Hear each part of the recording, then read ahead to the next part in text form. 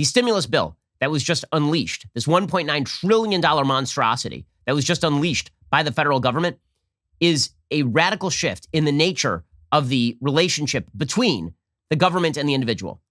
It involves a massive bailout to all of the states and localities that have done a horrible job running their own business. It has also created essentially a brand new welfare program. Okay, the welfare program rolls back welfare reform. Welfare reform in the 1990s was designed to get people off the welfare rolls and encourage people to work.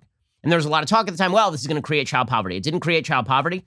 All it did was push people back to work. Well, the new plan from Joe Biden, this stimulus bill, essentially creates a baseline universal basic income for people with kids. Now, it is not connected to work. It is not connected to unemployment. It is not connected to anything. It's a new entitlement.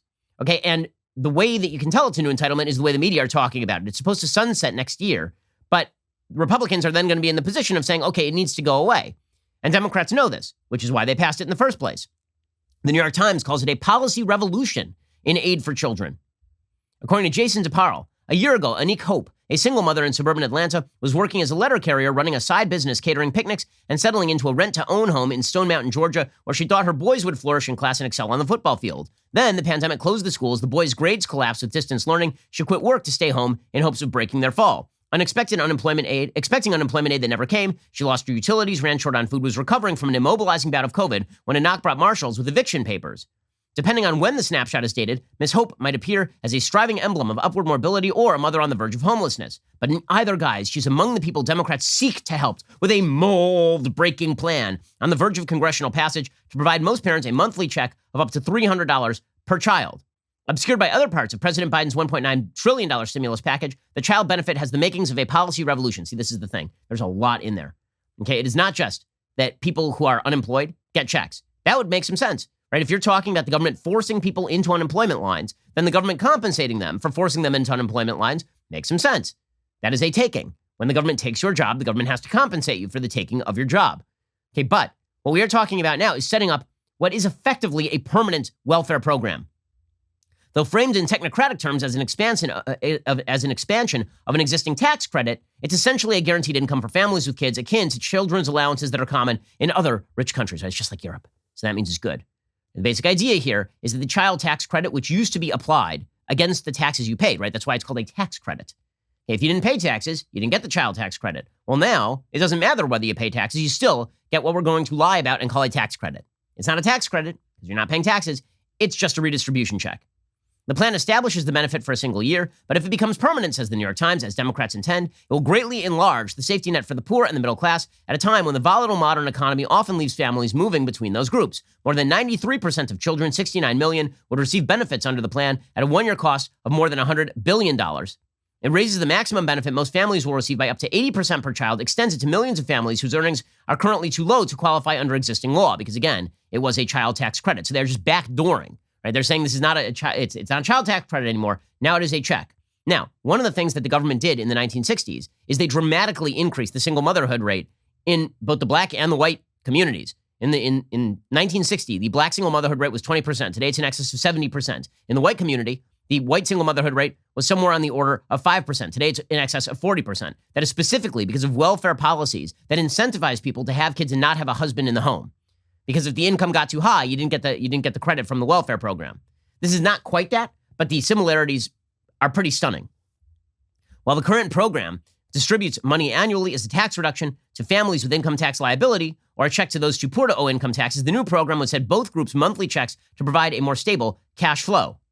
By the standards of previous aid debates, opposition has been surprisingly muted. The bill hasn't won any Republican votes, but critics have focused on other elements of the rescue package. Some conservatives call the child benefit welfare and warn that it's going to bust budgets and weaken incentives to work or to marry, which of course is correct. When the government becomes a parent and essentially is footing all your bills, then your incentive to actually create an upwardly mobile family unit is greatly lessened. You see less income mobility, less family formation, less productive trajectory for children in a situation in which the government plays father. It's a problem.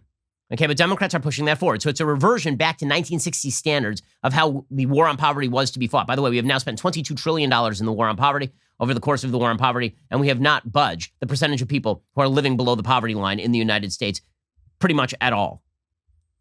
The economic shock and racial protests of the past year brought new momentum to the plan, says the New York Times, whose reach, while broad, would especially help Black and Latino families who are crucial to the Democrats' coalition.